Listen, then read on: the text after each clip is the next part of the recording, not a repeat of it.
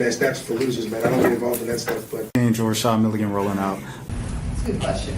Brandon, we can't ask Rashad questions. Hey, Rashad. It's stream time, baby. My name is Rashad Milligan. If you are new to the channel, this is a roll of 5K subs. Man, where can I go? So I was just watching the play-in, and I definitely think the NBA kind of needs to follow the WNBA and what they do of get rid of conferences, because the level of competition in the East 7-8 game with the Hawks and the Magic versus the West. Like the West game, it looked like a game 7 in the playoffs, you know what I'm saying? And the East has had some decent games and stuff like that in the play-in, but the bottom half of the East has always just kind of traditionally been, for like at least most of my life, it's just kind of been just the lower totem pole of playoff contending teams in the NBA and things of that sort. So I think they need to adopt that. I think a lot of people were complaining about the refs early in favor of Golden State, and I felt like the refs were really in favor of Memphis down late. They kept Memphis in the game. It kept it a competitive game and stuff like that. And I was like, oh, that's just the way I saw it. But that's that. Let's get to the reasons why you guys are here, what the title says, and things of that sort. So we are going to start off with Miss Kalani Brown, former Atlanta Dream legend, Kalani Brown. And we're going to get into it for sure. So she said some words, man. And this was kind of like just randomly, but at the same time, it wasn't too random, because this was a discussion had for a little while, for just like a little brief moment, skated over about a week ago and things of that sort, when Alexis Morris came on and on Twitter, and she was like, South Carolina and UConn prepare their players for the WNBA. And shout out Kim Mulkey. I love Kim Mulkey. I love her. But like, I would have been prepared for the like, she was saying, without saying, Kim Mulkey didn't prepare her for the WNBA. And what she said about UConn in particular, for sure was true, just with UConn's Princeton offense and everything like that. I think there's a reason why UConn players stay kind of longer. They have a little more longevity in the W. And a lot of South Carolina players go to the W. And there people were saying, well, why do South Carolina players always get cut and go from team to team? They're still in the league technically. It's like Avina Westbrook for UConn and Kristen Williams for UConn. Like, they're still in the league. They just jump from team to team, which is better than not being in the league at all, in my opinion. The league is tough, man. Like everybody says, I think expanding rosters should be the next move, as opposed to expanding the league with more teams, because now we're adding Golden State this year, Toronto, I think probably after that, the Toronto Tempo, Portland, and then people were talking about Cleveland. Did Cleveland get approved? It's difficult to keep up with the rumors versus like the official announcements. Hold on, let me zoom out a little bit. I zoomed in. But Cleveland, I just don't know what's going on here. Let me see. Cleveland, did they get approved for WNBA? Cleveland WNBA. I know they put in a bid, and there was a story. They are. Oh, they already have their so the Rockets are okay, yeah. So yeah, Cleveland's coming back too. So you got who run that back. You got Golden State this year, Toronto Tempo, Portland is coming back, and Cleveland's coming back. So you got 4 teams added on. So now you got a league of 16 teams. However, it's like 12 players each team. You get drafted to you still not going to make the team, because it's only 12 spots on the team. And plus now, when you get injuries and everything like that, now it's oh man, we got to cut this person, sign this person to a 10-day, then cut them and have them work out at a local YMCA until we need them again. And then we got to sign them. And that's too much, bro. I say expand the rosters to 14, 15 players. And that's going to solve a lot more issues that we're seeing right now. Yes, it's gonna be some, I'm saying, some players that were hoopers in college. Always, there's always gonna be snubs, regardless of what you do. It's gonna be snubs on lists. It's gonna be snubs in All-Star games. It's gonna be snubs on teams, USA's, and everything like that. It's always gonna be some snubs. However, I think we can cut down on the amount of snubs and amount of absurdity in the snubs with just expanding the rosters. The same way that the league is being expanded, I think the roster should be expanded. So here we go, Kalani Brown. With that being said, and let me say this: Kim Mulkey did, in all caps, prepare me for the league. I was out of the league because of no one but, in all caps again, me. I had to reflect and make sure. I had to reflect and make that choice to quote unquote want it. In all honesty, I needed thicker skin and some mental toughness to be in the W, which is why I thank God, sat with me those 2 years. So stop playing on me and my coach name. Kimberly did what she had to do. I didn't, and I can only speak for myself. You better clock that thesis. I have to stop doing that. But yeah, I don't know. It just seems like accountability here. And this was the beginning of it. So that was the end of it. But that was the first tweet I saw from this rant. This was the first one. So tired of the quote unquote Kim doesn't develop players narrative. It's on the player to elevate their game to the next level. And quite frankly, sometimes you don't end up in a system beneficial to your game. So there's a lot more to being in the W than just your college coach not quote unquote developing you. This one is interesting because, like she said that about, I don't know. This is weird. This is kind of a weird statement. No, saying like, I'm so tired of hearing Kim doesn't develop her players. It's not on the coach to develop the players. It's up to the players to develop the players. That's kind of confusing. It's like, y'all keep saying Kim Mulkey don't develop players. Well, she doesn't. Like, you know what I'm saying? It's just weird. It's kind of weird. It's a little weird to me. You know what I'm saying? I think, when you look at Del Rosario, ADR, and you look at Jersey Wolfenberger, there was little to no, there was like no difference there. If anything, Del Rosario might have declined a little bit coming into college and stuff like that. But that, like you say, could just be her wanting. Did she have the mindset for it, everything like that? But then you look at Jersey, and it was kind of another thing. All the bigs, since she's been at LSU for the past 5 seasons now, 5 years, all the successful bigs have been like the transfers. I mean, Samaya Smith is homegrown LSU, and then she hit the transfer portal herself for the money. And Serena Williams' husband and them over there at Virginia Tech. Hey, get paid, young hitter, get paid. But in terms of Angel Reese and Anissa Murrow, those were both established, accomplished bigs in the country when they went in the transfer portal and chose to go to LSU. So, and now Kate Caval, another one from Notre Dame. So we'll see what happens next season with that. But yeah, man, I think it's a fair critique. I honestly think it's a fair critique of just like, you kind of let these players down. Like, part of the thing is like when you're recruiting the kid is I'm going to push them to be their best self. And I'm going to put them in a position to, go this far in their career. Like that's kind of like the entire point of recruitment, right? Is one of the biggest things of recruitment. Hold on. Let me get this right, y'all. My bad, gang. My bad. But yeah, that's like one of the biggest parts of recruitment is telling the kid that you're going to place them in positions to succeed, and so their individual careers can go pretty far. That's like the entire point. And so to say that, oh, it's on the kid, it's not on the coach. Yes and no, because it's like in anywhere, right? Like, what makes a great coach? Someone who can bring out the best talent out of somebody. No, right? Isn't that the point? So I mean, because it's almost like saying like coaches don't matter after a certain point of like, what? Nah, I wanted this. I got good because I wanted to be good. Not because my coaches told me I need to do my move like this and I need to position myself like this, and that made me more successful, and that made me, my field goal percentage shoot up 20%. No, I don't know, bro.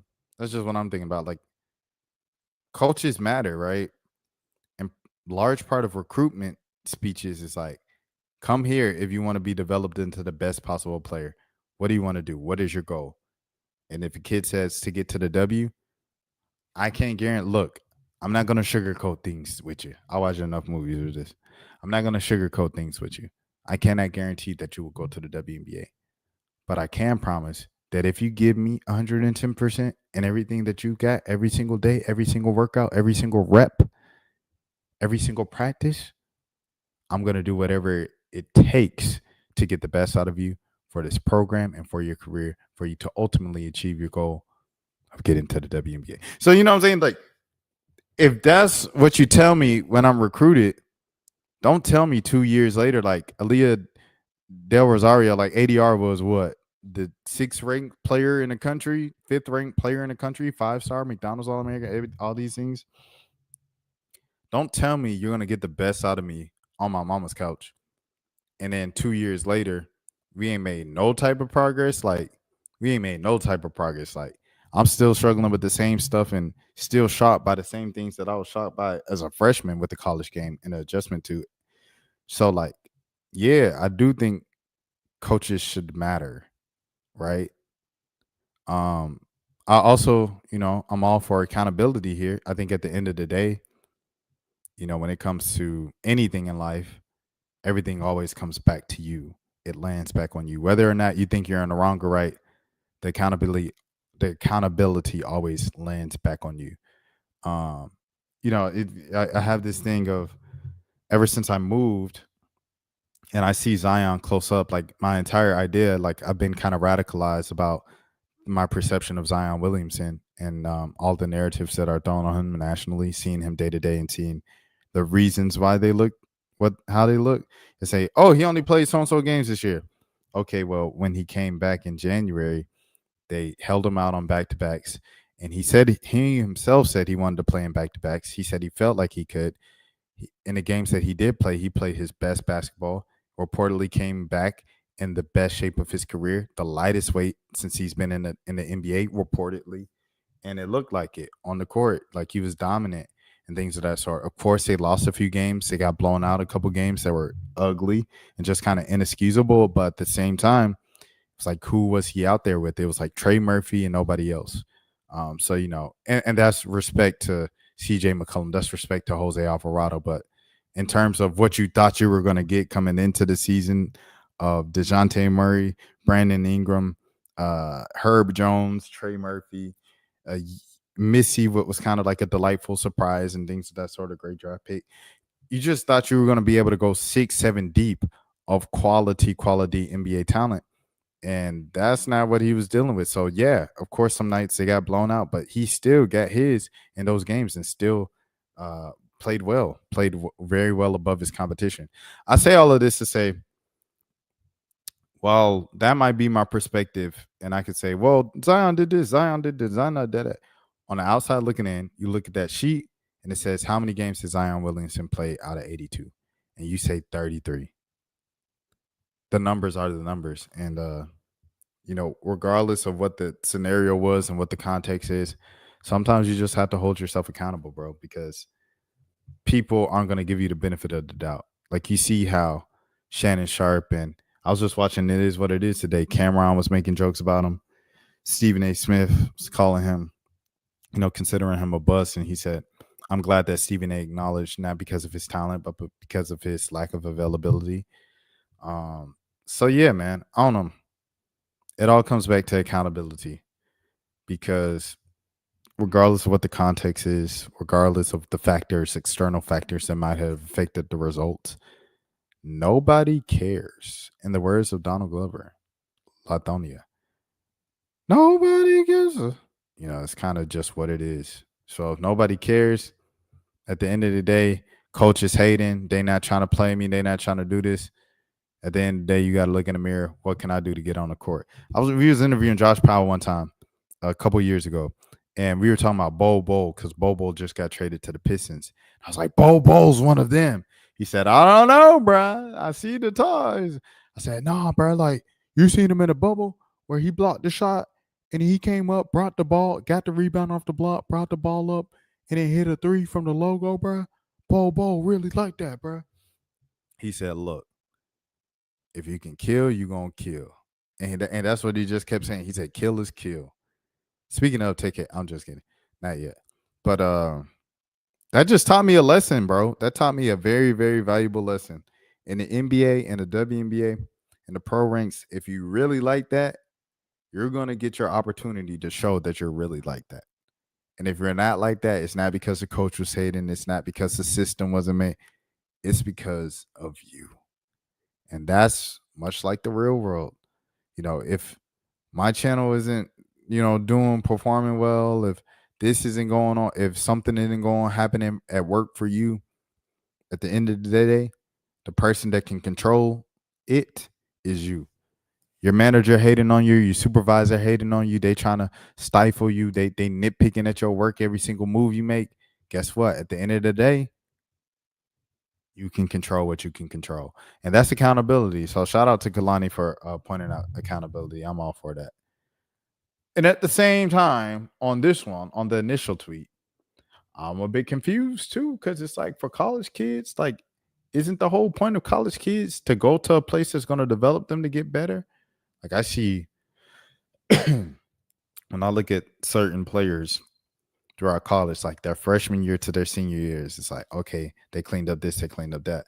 Like when I look at Caitlin Clark from her freshman year at Iowa to senior year, yeah, it's the same player, flashy passes behind the back, half court shots and things of that sort. But I saw like she changed like little things, subtle things that she used to get better. Like she got stronger.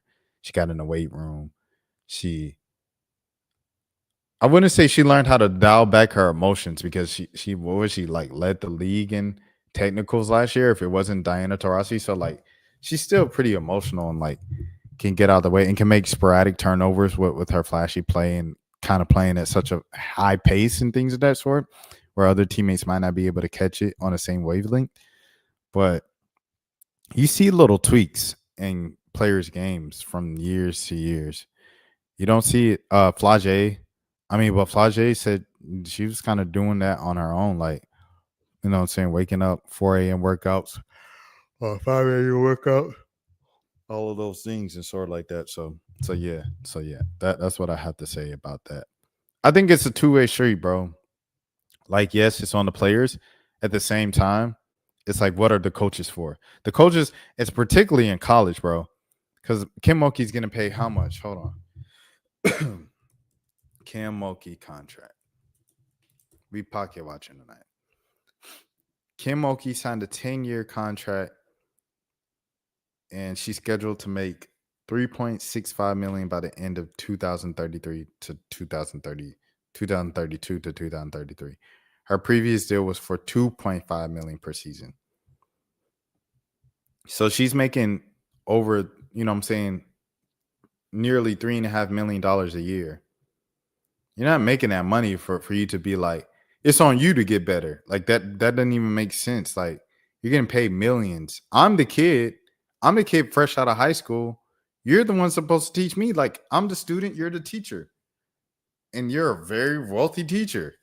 $3.5 million. I was like, you're $3.5 million teacher. I don't think it's unfair for me to be like, if I go here, I expect to get better just because I'm learning from the best. Hall of Fame coach, $3.5 million a year coach. If I'm going here, I expect to get better. I don't think that's an unfair thing to ask or to expect as a player, because you're the student. It just, I don't know. It just is what it is. At the same time, it's like you get what you put out of it. But coaching should matter when you're getting paid millions. I don't know. These are just the things that I think about. It's kind of like with while I'm so tough on like Shaq or Kenny or any of those guys, even Cam and Mace, because Cam and Mace show, cashed in with the whole underdog fantasy thing. And sometimes their takes just be so off. And I'm like, man, like, y'all guys got to like watch a little more stuff. More particular Mace and Cam. Cam, he be on it. Like, you could tell he works hard and studies his stuff. Sometimes it be still off a little bit, but may sometimes just be left field, bro. And them dudes is getting millions. Like, I think they signed for like, what's that? Three is $1 million. So that's 6, 7. So 8 figures. Yeah, they signed for like 8 figures with Underdog Fantasy. So when it's like, you don't know like basic stuff. Mace opened the show today, example. He opened the show by saying, why was Gino hating on Juju? And he said, what? And he said, why was Gino hating on Juju? Gino, the reason why Juju Watkins ain't get drafted last night. Like, and he was legit, like he was mad serious. And Cameron comes in, well, you know, the NIL money, you know, they make more money to get in college. You guys literally spoke about Juju tearing her AC, like her Achilles or her ACL. I believe it's ACL. Tearing her ACL, said prayers up to Juju. It's tough to watch this, that. Y'all literally say 2-3 weeks later, man, yeah. She ain't going to the draft because of NIL. Bro, what? Like, and these dudes getting 8 million. So yes, I'm going to be tough on fellow media people and people in general and hold them to a standard of just knowing basic things, especially when you're getting paid millions for it, bro. So yes, with Kim Mulkey getting paid $3.5 million. If I am a 5-star recruit, top 5 recruit, Aaliyah Del Rosario, I am choosing Kim Mulkey to learn from the best and to play for a Hall of Fame coach and to get better and to take me from being promising 5-star high school recruit, national recruit, to the WNBA. That's it. Along the way, if we win championships, great, good. But ultimately, I want you to craft me and push me into the player that they told me I was in high school.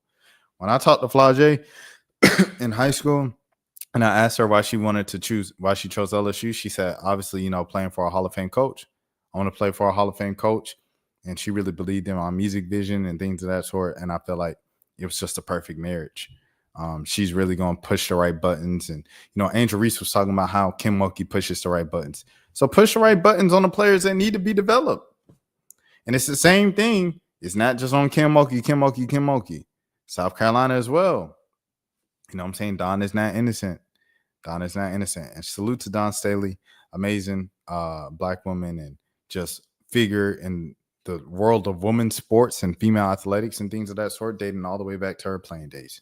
At the same time, Sakima Walker, right? Sakima Walker, the big that transfers in, doesn't play at all and hits the transfer portal right after that. All she did was make a bunch of cool TikToks and social media content. I saw her at a game with Sanaya Rivers last year in Atlanta at an Atlanta Dream game.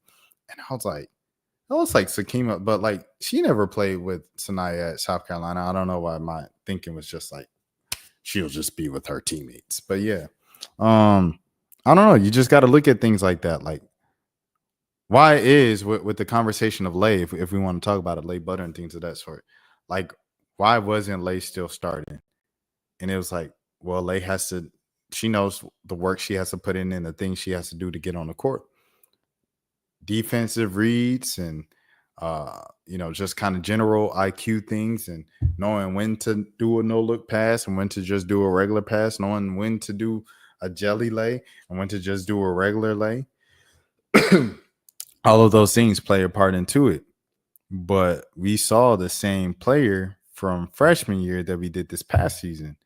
And so Don kept her on the bench where she was, you know, freshman year. And now she's in the portal. So it's like, I don't know, bro. There's a couple of them coaches that you look at, you like, at UConn, if you like that, you want to get in. There ain't too many people that transfer from UConn. You know what I'm saying? And you see people, when they play at UConn, they become better players. Like, at least their IQ is up because Gino put them in that system and he get them right. So, I mean, it just is what it is, bro. Or at least that's the pattern that goes on. You can say that isn't, but it's at least the pattern that we see. So, yeah. All right, cool. Next topic. Brian Steele. Brian Fellow, Safari, Harry. Brian Steele, Young Thor's lawyer, the star of the YSL trial next to Little Woody, YSL Woody, the 2 stars of the YSL trial. He's now joined Diddy's defense team. Here's the official paperwork. All right. Shout out to Duggar Daly for this. Duggar Daly's on the case as always. United States District Court, Southern District of New York. Motion for admission. Okay. Pursuant to Rule 1.3I, the local rules of the United States courts for the Southern and Eastern District Courts of New York, Brian Steele hereby moves his court for an order to admission to practice pro hoc vice to appear as counsel for Sean Combs, the defendant, in the above caption action. I am a member in good standing with the bar state of Georgia, and there is no pending disciplinary proceedings against me in any state or federal court. See attached certificate of good standing, Exhibit A. I've never been convicted of a felony. I have never been disbarred or denied admission or readmission by any court. I have been administratively suspended, then reinstated and censored, but then vindicated by courts, and provide facts and circumstances surrounding those instances and the attached affidavit pursuant to local rule 1.3 Exhibit B. So yeah, man, he's joining the case. Since it's a federal case, there won't be no cameras, so you actually need someone in the courtroom to get info. Megan Conniff has been following major updates for those interested. So there it is. There you have it. And wanted to go to this thing because Cassie's going to be speaking in it. So shout out to News Nation Now. I believe that's one of those like extremists. I don't know. Sean Diddy Combs ex Cassie Ventura testifying against him with name reports. Sean Diddy Combs ex Cassie to testify against him under her own name. 3 others will testify against Combs anonymously. Combs is a defendant in over 60 lawsuits. Oh my goodness. This is written by Sierra Campbell. Shout out to Sierra. Yeah. Editor's note, this story contains discussions of grape and SA that may be disturbing. Reader discretion is advised. If you or anyone who knows who is anyone who is SA'd, you may help and find discrete resources at the National SA Hotline website or by calling 1-800-656-4673. News Nation. Cassandra Cassie Ventura, ex-girlfriend of Sean Diddy Combs, will be testifying in his upcoming trafficking trial using her name instead of staying anonymous. People magazine recognized and reported. 3 others will testify against Combs in his May 5th trial after he was charged with trafficking, racketeering, and transportation to engage in prostitution.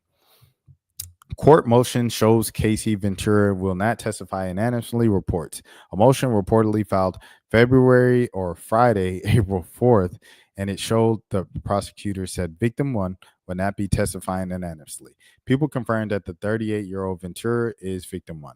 Sean Diddy Combs misconduct allegations lawsuit timeline. In January, Rolling Stone identified that Ventura 1 as victim 1.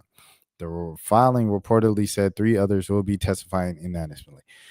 Surveillance video shows Sean Diddy Combs Cassie altercation in March 2024. CNN released surveillance video that allegedly showed Ventura being chased and beaten by Combs in our hotel in March 2016. The footage from the inside of the Intercontinental Hotel, Los Angeles, showed Ventura walking down the elevators as Combs chased her, grabbing her by the neck and throwing her to the ground. Then it shows him kicking her and grabbing her by the purse and suitcase. The footage also allegedly shows Combs grabbing, kicking, and shoving Ventura. It also said it supports allegations she made in the now settled lawsuit in November 2023.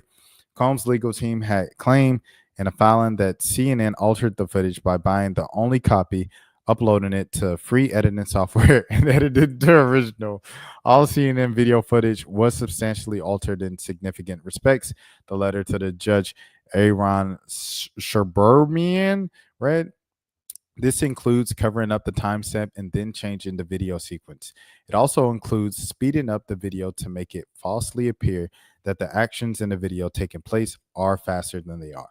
As a result, the CNN videos do not fairly and accurately depict the events in question. 600 pounds of weed stolen from Colorado, evidence container, State Patrol. At the time, Ventura's attorney, Douglas Wigdor, told People, it is not surprising Combs will make this ingenuous argument to exclude the disturbing video being shown to the jury in the upcoming trial.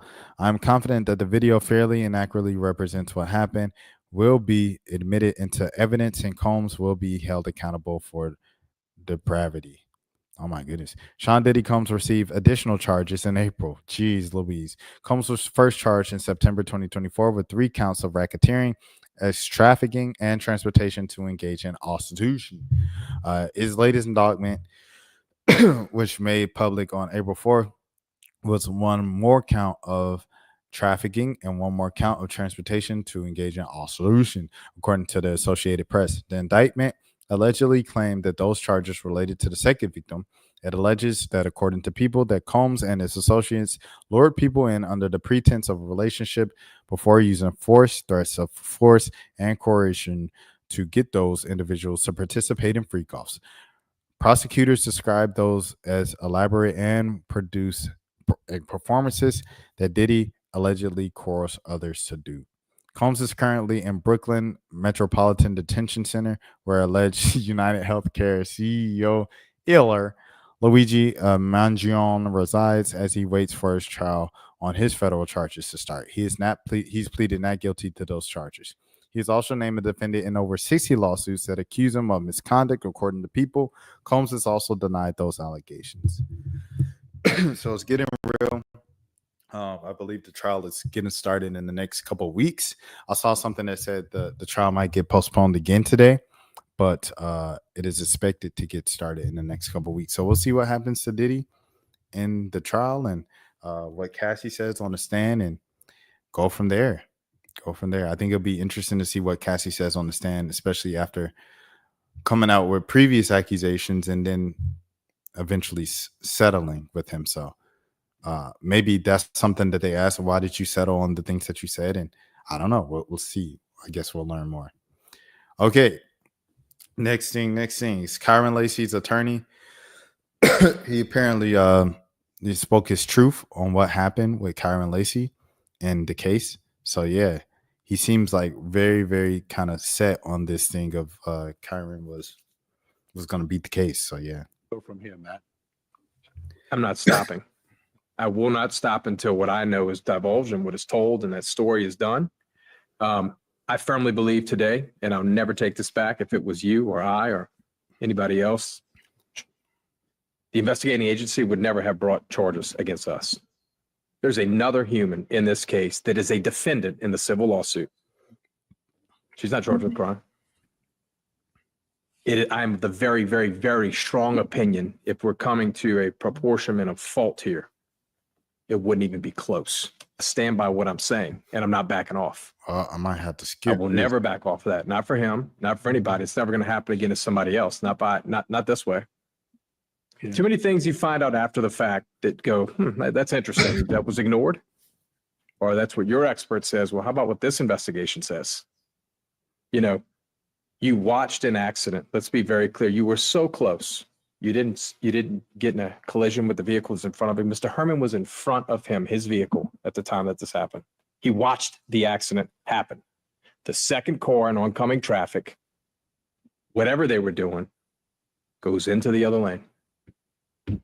And Kyren was charged with negligent homicide.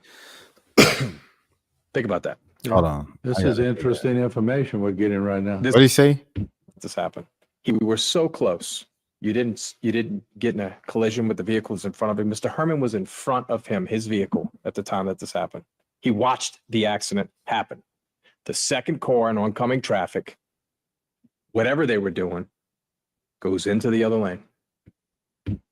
And Kyren was charged with negligent homicide. Think about that. Yeah.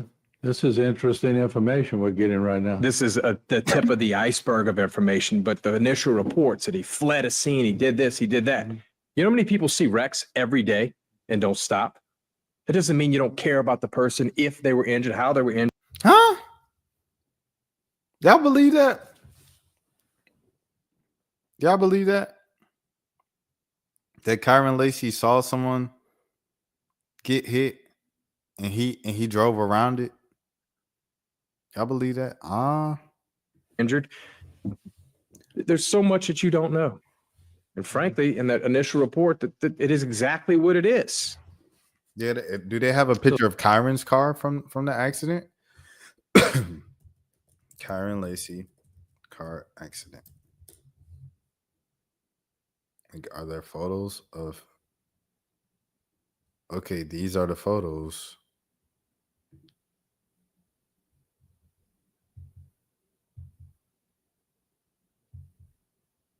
He said, but his story was, okay, if this is the case, though, this is another point. How can it be a hit and run if these two cars collided like this, right? Head on. How could Kyren even run from this? So Kyren ran from this? I don't know.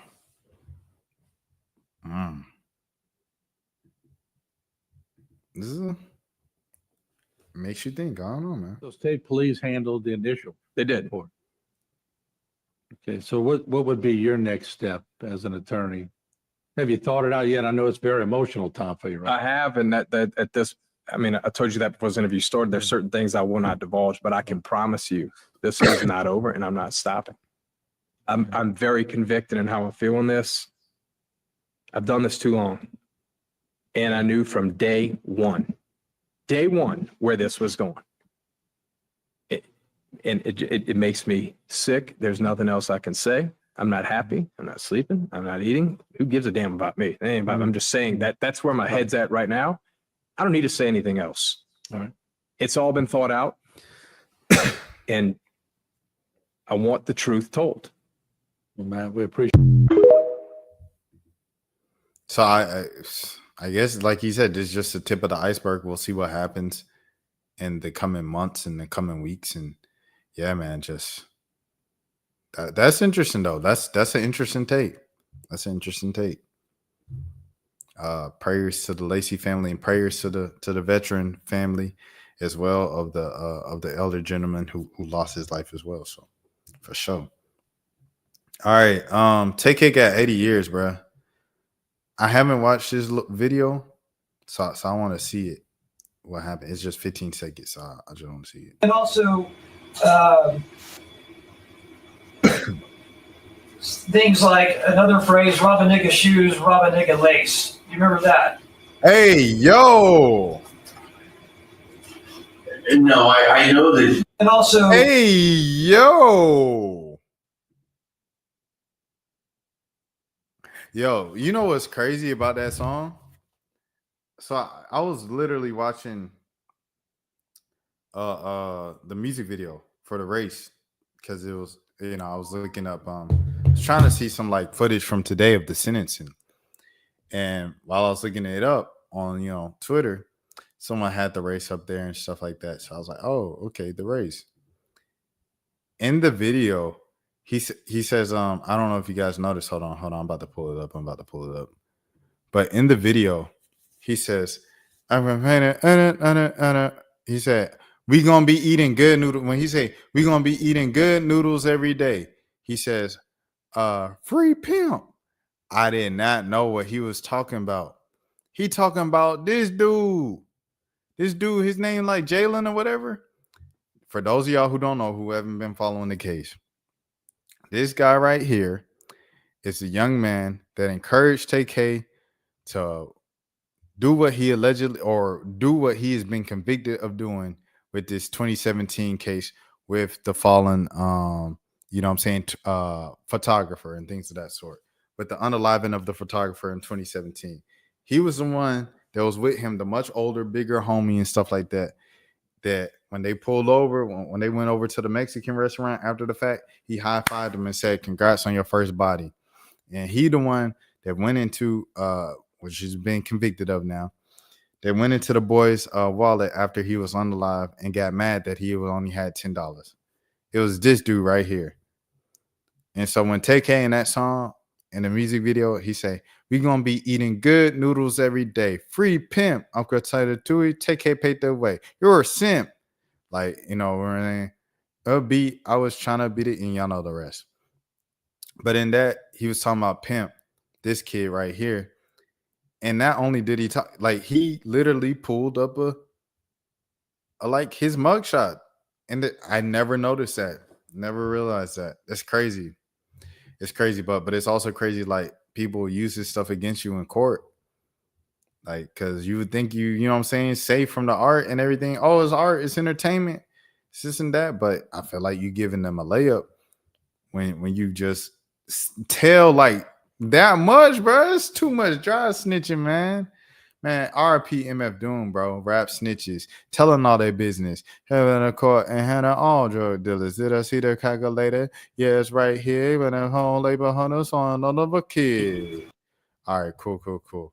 So he's facing 5 to 99 years. Before he received 90 years, his sister spoke to the judge before her sentencing. His punishments were too big for like the thing. Like if we got bad grades, then we would be punished. Like he would. It started off by maybe the whoopings got worse and worser, and then now it's not a belt. Now it's a 2x4. And we get a certain number of hits, and we get hit with it. We have to lay there, and we can't get up. And it was times when Tamar was younger than me, so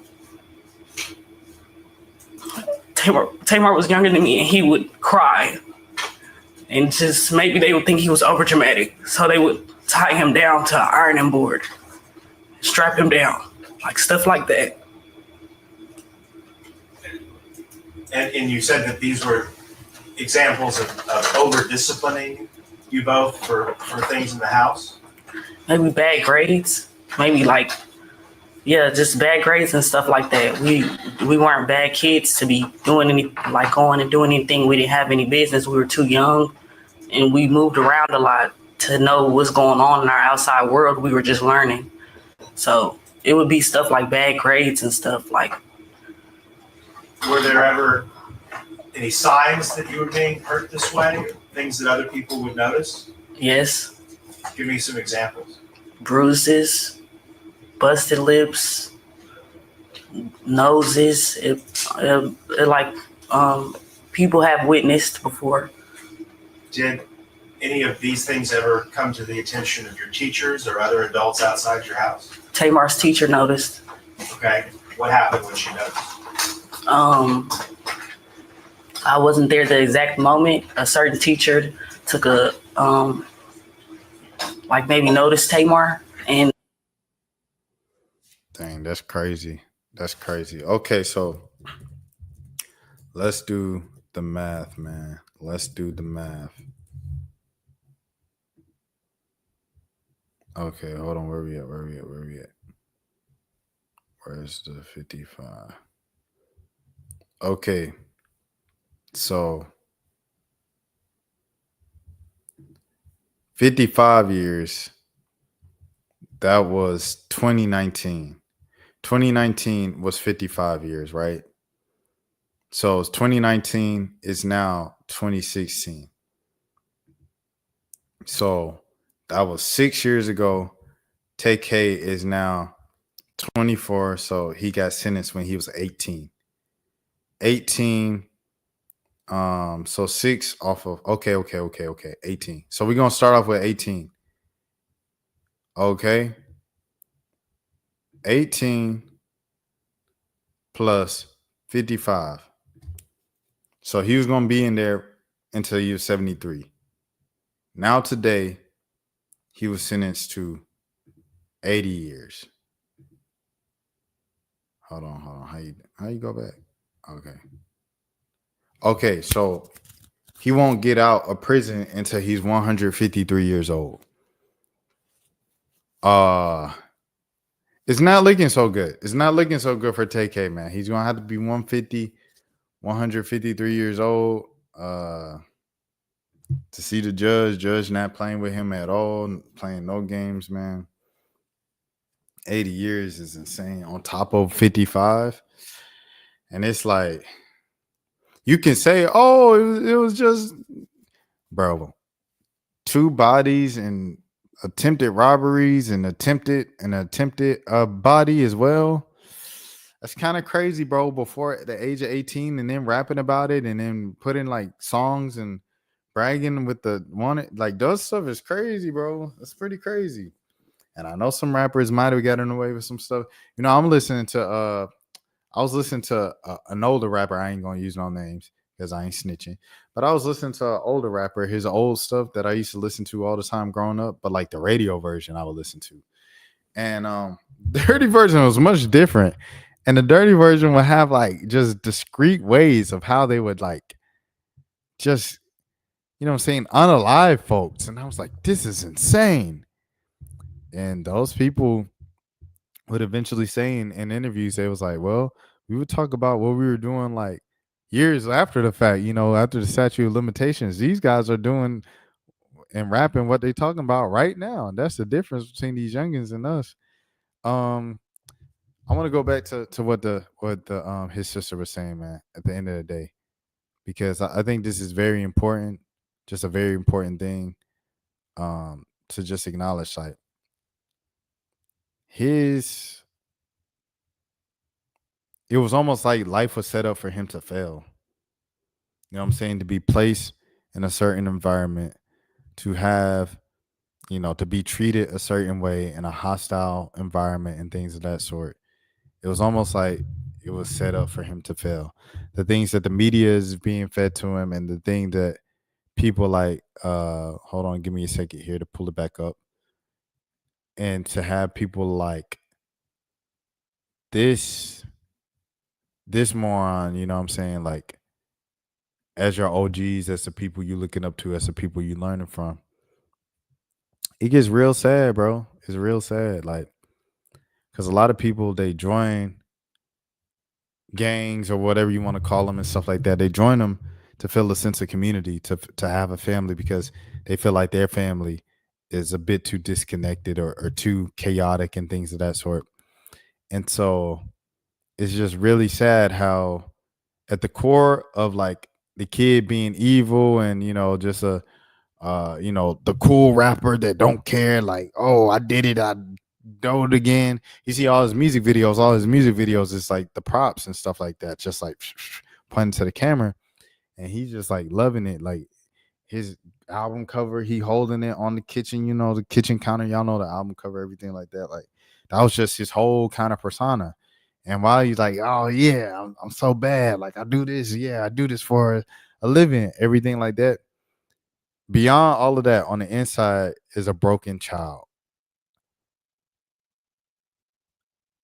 And that's the saddest part about this, you know. And there's so many stories like this every single year. You know, I've lost homies to senseless violence and people trying to up a skull and wars and all that and community wars and all these things. Like I've lost people to those type of activities. And to know that it all stems from being a broken child who never got to fully heal, it's terrible. Because you could say, oh no, yeah, what else was I supposed to do? I ain't have no other options. I had to get it some way, this and that. I know some people who dominoes, you know what I'm saying, minimum wage, and they still find a way to like, okay, I'm gonna work these shifts. And I do know some folks that were serving. I ain't gonna lie. I do know some folks that were serving, and that helped them get to college and stuff like that. And then they jumped out the game and stuff like that, you know, by the time they got to college. And you know, by the time they graduated college. But still, you know, for the most part, I know a lot of people who were placed in lesser conditions and bad situations and stuff coming up, and they figured it out in kind of more safer ways than the way that Tay-K chose to go. You know what I'm saying? And you can say, oh, he's evil. It's easy to call someone evil and things of that sort when they're older, 16, 17, 18. But at the same time, bro, this is obviously just a kid that came from a broken home, set up for failure, born into something situation where he was born for failure. So this is why it's so important to, if you're going to have children, please understand the responsibility that comes with it. Don't have no child because it's cute. Don't have no child because you want to post a little baby on Facebook. Don't have a child because you want to feel the rush of intimacy to the fullest degree and live on the edge, and oh, it's the risk of it that she could get pregnant or we could get pregnant. Don't do it for that. Do it because, you know, hey, you're doing it for the love of God. You know, you're helping. You know what I'm saying, you want to help expound, you want to build your own family and your own memories and help the population. The world population is going down because people like, you know, selfish people like me won't have children yet. You know what I'm saying? And all these things. We're holding out longer than ever to have children. Each generation, younger and younger, more and more self-absorbed. You know, millennials. I'm a millennial. A younger millennial, but I am a millennial, and Gen Z and stuff like that. My little sister don't have babies and stuff. We're gonna continue to do it, but I mean, if you're gonna have a kid, have it for that reason, bro. You know what I'm saying? Don't have no kid just to be having a kid, bro. You know what I'm saying? Because, and this is why, you know what I'm saying, if we really want to go there, pro-choice. It's such a big thing. Bro grew up in Texas where that is a huge thing. Pro-choice, everything like that. Y'all know how it's going over there with Governor Abbott and things of that sort. But, and Ted Cruz and all them folks over there. But this is why I feel like pro-choice is kind of important in some cases with some people.